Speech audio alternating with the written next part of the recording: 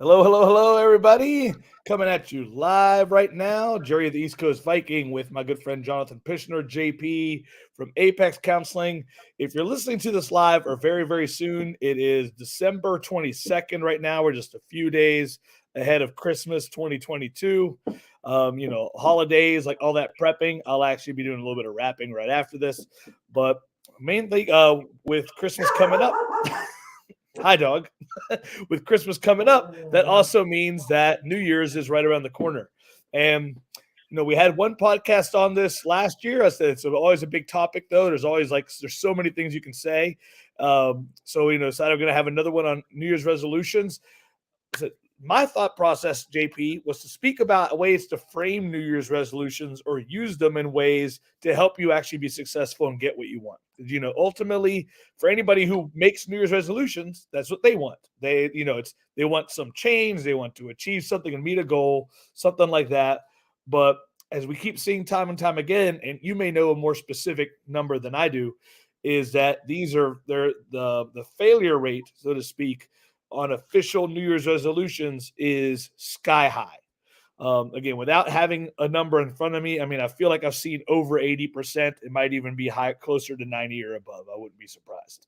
So, I'll tell you what. Let me say I'm going to be full psychology nerd for a second because I've seen that those kind of numbers touted around, but I've never seen them define what failure means. Like, does it mean somebody actually gave up on it or didn't achieve it? What time frame were they? So I see these numbers thrown around, but I'm not precisely sure how well they were measured. So I'm always suspicious of exactly how accurate they are. and that's a good question. And that's exactly where I wanted to go with this to basically start off, was that I think a big part is thinking that a poll like that sounds very black and white, like you're saying. I mean, that sounds like measurable goals, or did you meet your New Year's resolution, blah, blah, blah, however it is they do that. Whereas I think a much more, what most people really want, what I feel like, is to make progress towards something. A lot of people, because it's kind of what we're trained to do in a lot of aspects, may put official targets there. Hence, if there actually is some sort of poll, there might be a failure. Like, I want to lose 50 pounds. Did you lose 50 pounds? No. Like, did this person maybe lose 25, 20, 38, 49.5? Who knows? Mm-hmm. Who knows? All those things would technically mean you didn't meet the goal, but was there progress? Like, did you really want, like, get a good target? But if you wanted to like lose that weight, again, ironic that we're using one of those myths from recently, but if that was your target, but you gained 15 pounds, okay, that's different than having maybe lost 15 and just not losing what you wanted. Just one example out of many of, you hit a targeted exact number, or did you make progress in a way that you wanted to? Those are two, as they can be side by side, but are completely different ways of translating something. Yeah, well, and you said something a second ago, so let me fix it a little bit because you said what most people want is to make progress toward a goal.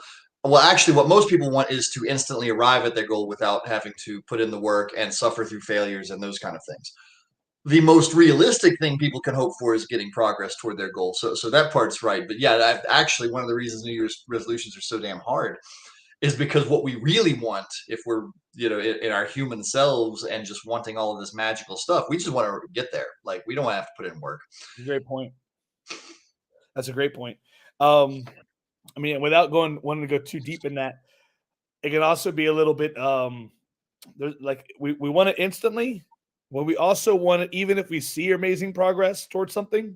We have a tendency to think that we should always get it or want even more.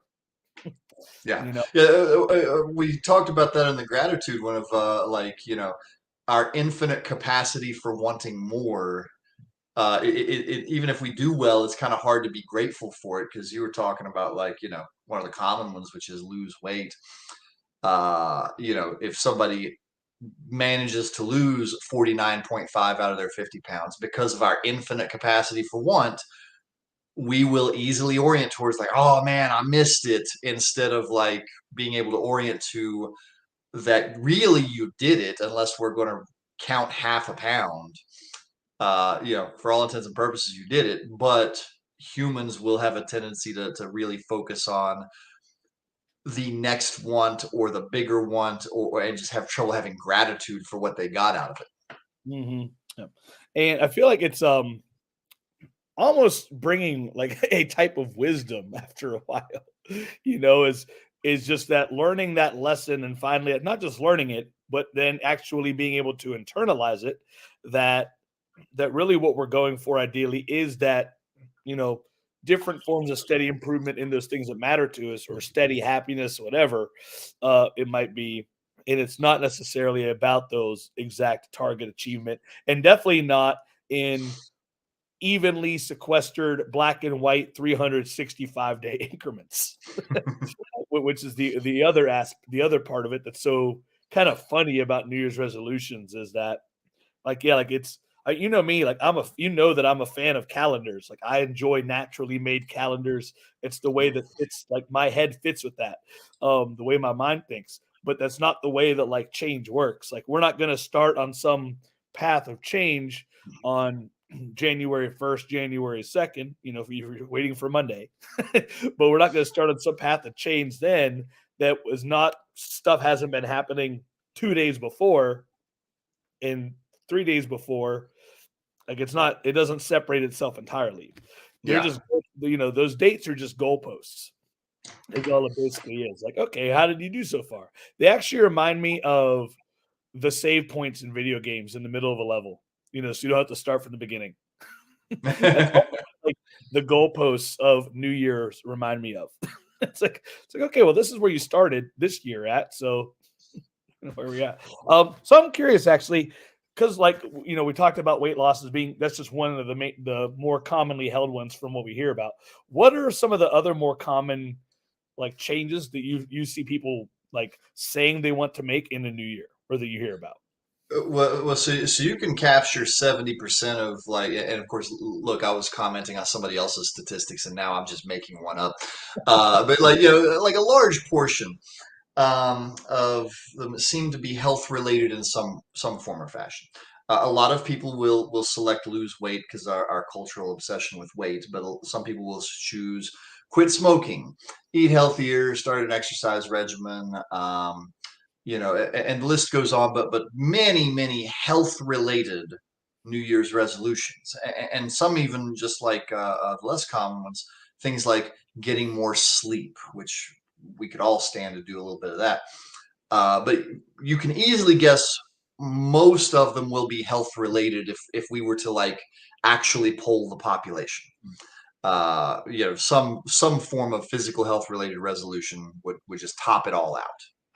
That's a really good point, and that says a lot about what people go through as society and as individuals, if so many people are thinking about improving their health at that time. Because, like, Mhm. talk to people at any given point in time, and I feel like they're going to be, it's still those basic core needs, but people will talk about a wider variety of things that are on their mind. Like, go down the street right now, open social media, whatever it is. If you were to have one of those unofficial polls, hey, what are things stressing you out right now? You're going to have finances, money. Again, if they were being purely honest, like, you're going to get some people say relationship, like school, business, like, and like some people will say health. Like, it's going to be a pretty, I feel like, even mixture of all those key things we all go through. So it's kind of weird to me, in a way, or interesting, I should say, that's more accurate, that come this magical moment of January 1st, so much of it is focused on health and fitness improvements Mhm. out of all those. Well, and that comes from so many places because we live in our bodies 24/7. But we have a tendency to be bad at noticing uh like what their needs are in the day-to-day, second-to-second moments. But if we come upon the idea of, oh, I need to be making changes, what changes should I be making? That's really a very easy place for people to orient to. Like, oh man, I need to be changing what I'm doing with my body. And so come January 1st, people are very oriented to that. But check in with them on March 17th. And especially, well, okay, I've got work deadlines and, the kids have to get to this place. And we will come up with a lot of excuses for Yeah. orienting away from that, just because it's very easy for all the day-to-day stuff to really overtake folks. So honestly, that's one of the reasons people struggle with this so much is when we're thinking about it, we know, like, ask anybody, and most of them already know what they need to be doing differently for their health. But when it comes time to make the decisions, just millimeter by millimeter, well, I'll drink more water tomorrow. And then tomorrow happens. Well, but I just didn't have time, so I'll do it tomorrow. And then sadly, people just keep pushing it off to tomorrow. And, I hate cliched phrases, but the one of tomorrow never comes is actually accurate and fits here. Right. And I think that, well, I'm gonna go ahead and just say it. I know that this is one of the inherent weaknesses with this New Year's resolution, New Year change um, strategy is that the one we've already mentioned with using specific targets and goals. Again, that can make you automatically discount so many positive things that you've accomplished if it just happens to not meet that fairly arbitrary number. But the usage of a date and thinking this will be something you handle over the year provides that ability to automatically start thinking you can kick things down. You can just kick the can down the road because a year is a pretty long time. And if you're going to, again, if your goal does involve one of these health and fitness changes, and it is to lose a certain amount of weight, like almost any weight change that people want to have theoretically probably doesn't take 365 days of perfection. Now, being smart, like sometimes it is actually like unrealistic to lose a certain amount of weight, but it's very easy to be like, oh, I don't need to do this today. I can do this tomorrow. Or like, oh, Well, I can what's off on funny is here in a few minutes, I'm gonna have an objection to that, and you'll see why, because there's a lot of people who would struggle with a macro goal like that of weight change or get healthy or whatever, but there's a good psychology reason for that. So in the oh, abstract, yeah, it shouldn't take a year to lose weight or to eat better, but in the moment to moment stuff, that can easily happen for totally legit reasons. oh, Um, perfect. This is exactly where I'm thinking about going with this, and want to hear stuff like that because it's so easy to kick that can down the road.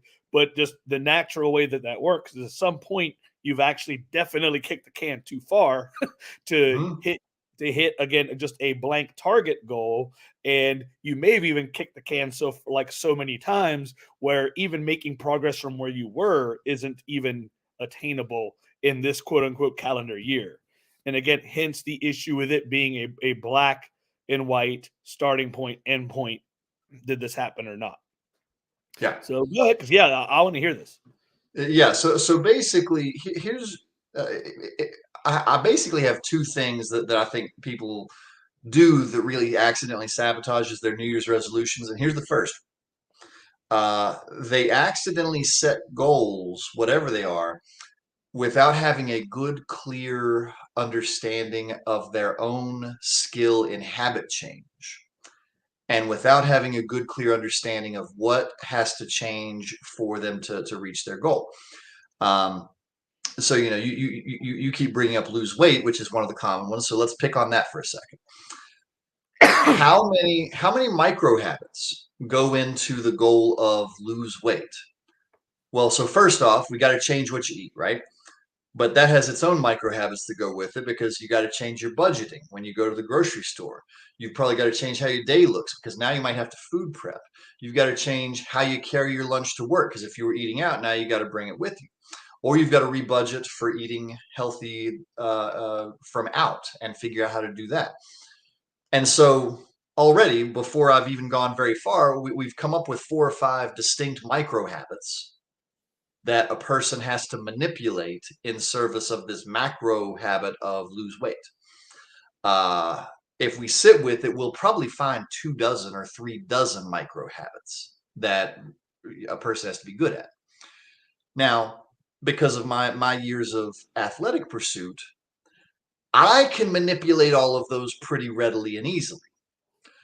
But if a person just, is not very good at those and says, okay, I want to, I don't know, lose 20 pounds.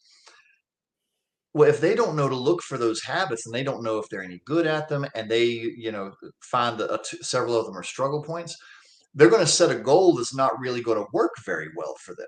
Because if you have 36 micro habits you have to get good at in service of your larger goal, you might not be able to make that in a year.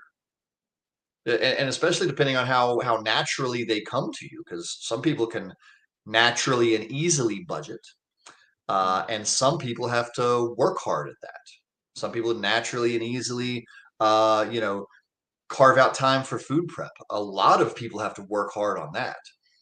And so you might find a dozen of those micro habits that are super duper challenging, and you might only get started on the actual lose weight portion of your goal next December if you don't know kind of what you're already good at and what you're facing. Those are great points. Like, I really like that strategy of actually breaking it down to actually see what you need to learn or what you need to implement. And because really also that adds the point where a lot of people try, when they do try to make changes or meet goals, a lot of people try to start juggling too many things at once. So like you said, like there's recognizing all those little pieces, but now like putting, even though they're all related, doing all those things at one time, just like you said, can be a struggle and can just be overwhelming.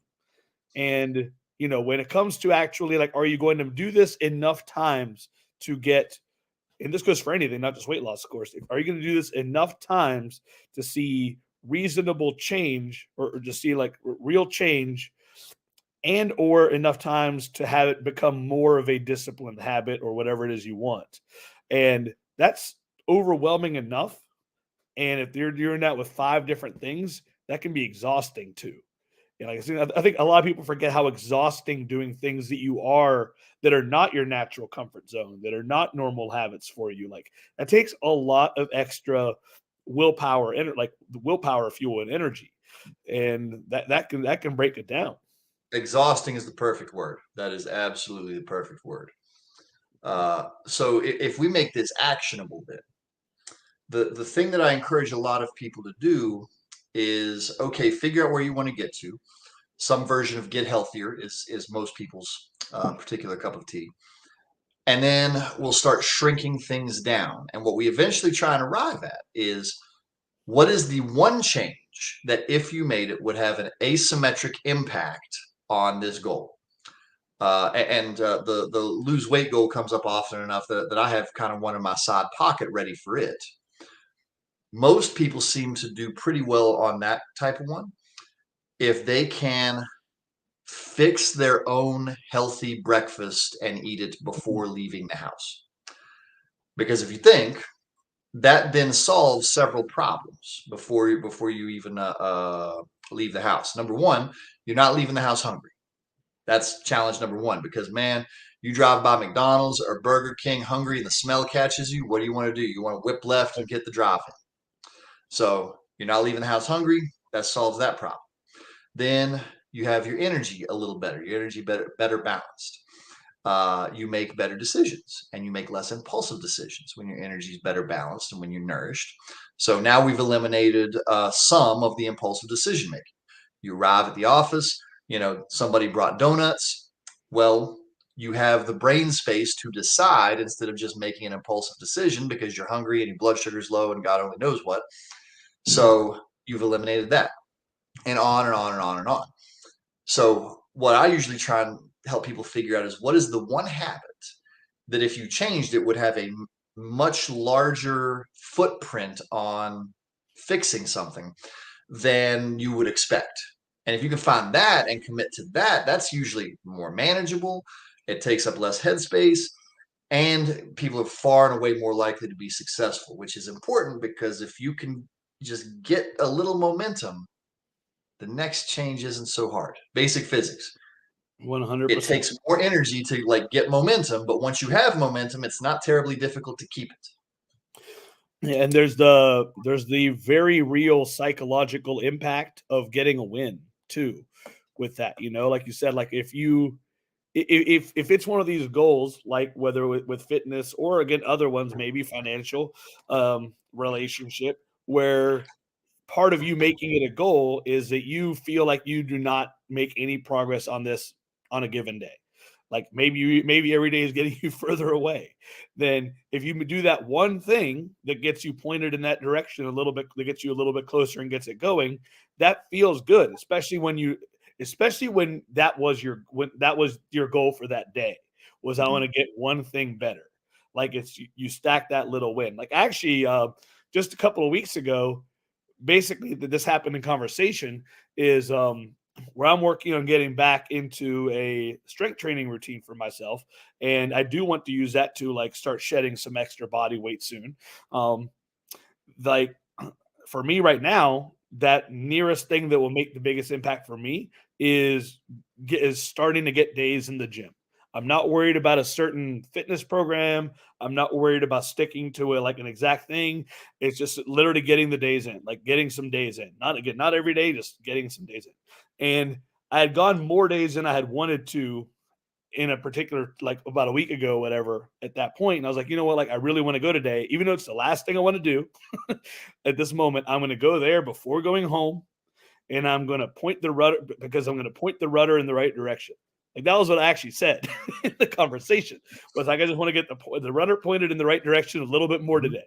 It'll be good. Um, Well, and I love that as an asymmetric habit, because I mean you do like you know already how to work out and everything, but let's take Richie from from the cashier's department, who doesn't know anything. He just wants to make a change. mhm. That's a wonderful micro habit, because if the micro habit is just figure out how to get into the gym every day, well then we've eliminated a lot of knowledge burden. First off, he doesn't have to know anything about working out, because that's not the goal. The goal is to get into the gym. Literally walk in the door, and if you want to, turn around, walk out, and leave. Doesn't have to know anything about working out. Doesn't have to have decided anything about what to do. Can go as hard or as soft as they want to. All they have to do is figure out how to fit it in the schedule and figure out how to pay for it, which most gyms are somewhat affordable, and figure out how to arrive there and walk in the door. Very, very manageable. And then, whatever working out you get done, which obviously you'll probably get in there and just like, go after it hard. But for the person who's trying to establish a habit, getting in the gym, however many days they've decided, that's a terrific micro habit to work. Yep, setting yourself up for that success. And another piece of that too is don't be like don't th- don't be so focused on the one or two things that you ignore that there are probably like other changes you can make around what you want to do, this around the decision or the goal you want to create or get, that will help you at least make it more fun or manage or palatable. There are all these different things that can be around it. And that can be like, if we're sticking with the gym, that can be the like, gym outfit, something like that. Maybe you just do it from the very beginning. Maybe you attach a little like small achievable milestone target to it. Like, if I go to the gym for 2 weeks, I'm gonna get a new gym outfit. What something like that. It can be like just all these little steps you can do to either help you keep pushing forward to get them, like little carrots in front of a horse, or just to simply make it a more enjoyable process. So again, you have less resistance around you, stopping you from reaching these goals, stopping it. I would say enjoyable process trumps reward like 9 to 1. I would say that. Yeah, I mean, I would definitely agree. I can't remember if I told you this actually, so this is gonna fit right in here again because it's still talking about like right back to me getting back into working out. I was like, what are some random things I'm gonna do to enjoy this process even more? I loved like for anybody who hasn't heard it, doesn't know, it's like, so I just recently joined a gym despite owning a gym. Now, again, part of that is also because I live 30 minutes away now. But again, that's one of those removing barrier things. But then other things, I'm like, okay, what are things that I like doing? And I always enjoyed that feeling of just old school writing my workouts down in a notepad. from the time I was like in high school and on throughout. I haven't done it in a long time, but that was something I enjoyed. So again, just based something like that, I went and got myself like the nerdiest, like Lord of the Rings style wraparound leather notebook possible. And I'm like, this is a workout notepad, my workout notebook.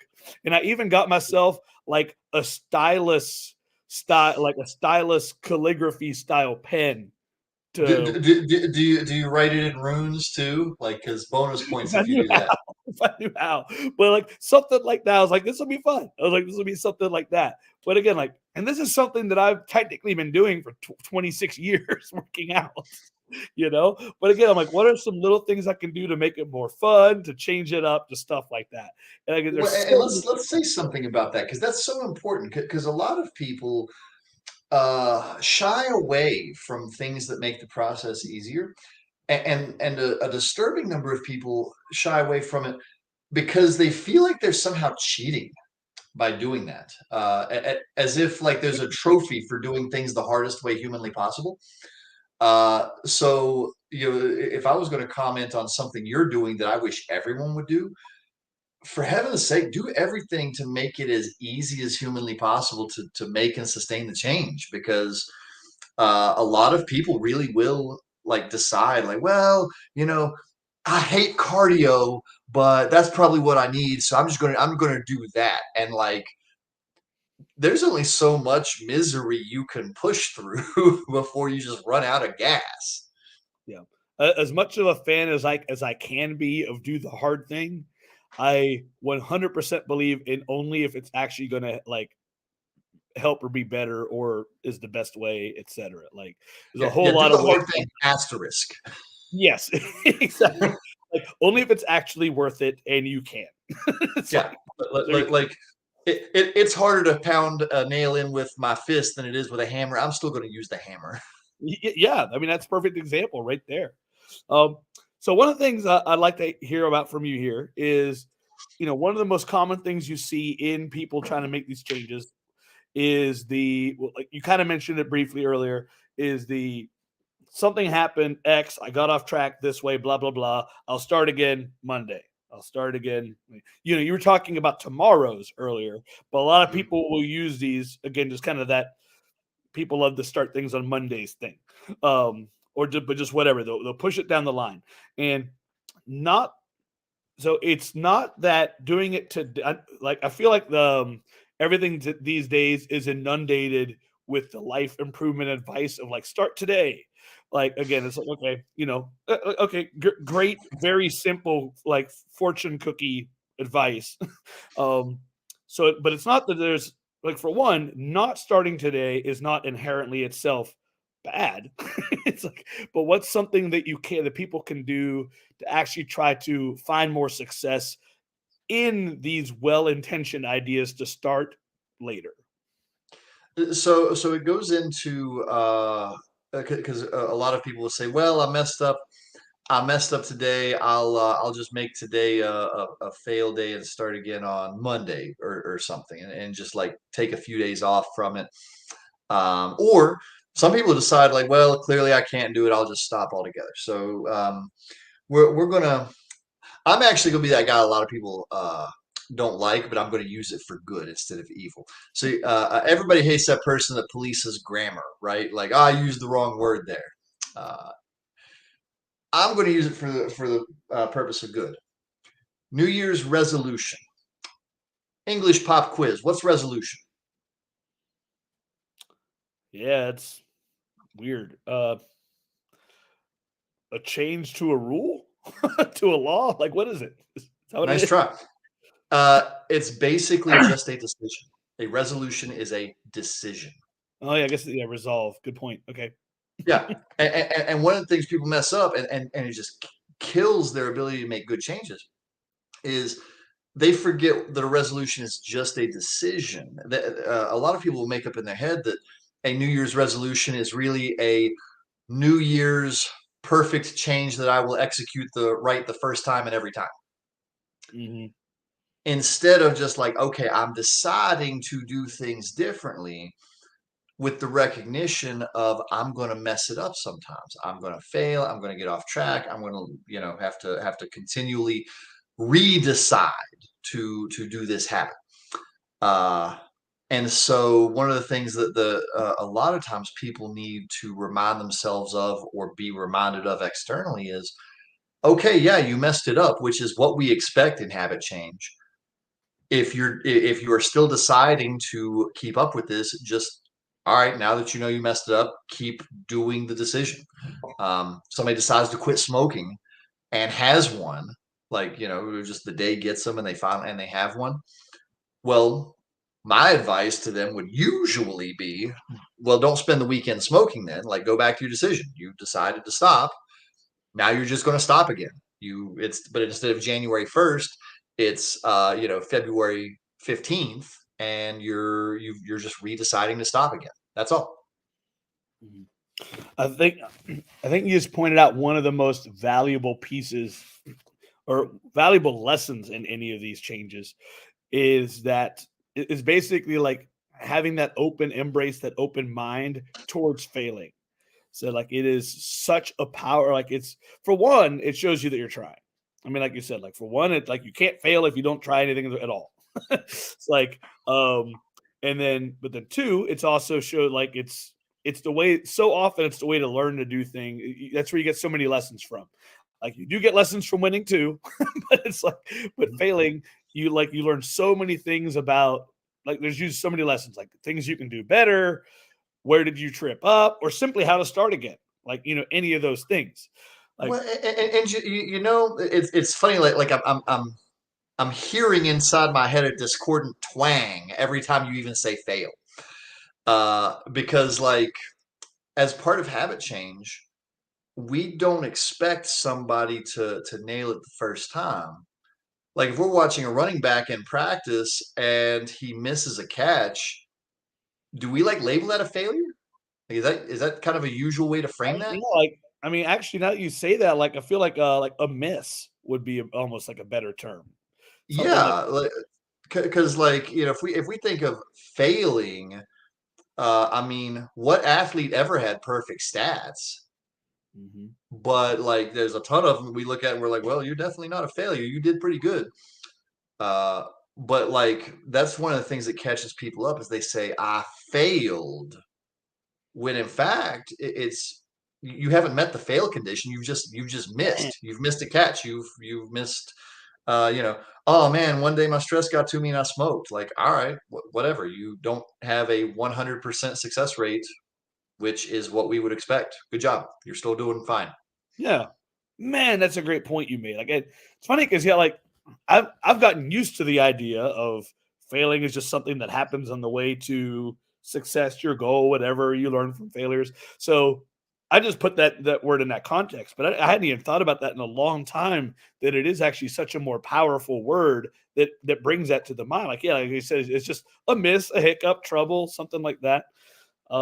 You name it. So I got to actually tell you that I'll tell you more about this specific um, podcast after we're done. But I just heard it a couple of weeks ago, and this specific part came from a book called, like, paraphrase the title, maybe The Mental Game of Baseball, something like that. And I already like it. the author is a guy named Harvey Dorfman, I believe, but said that in this podcast episode, Sean Casey, a former Major League Baseball player, very good hitter, had called the author of the book up because he'd formed a relationship, and he's like, like, hey man, like, I've got this problem.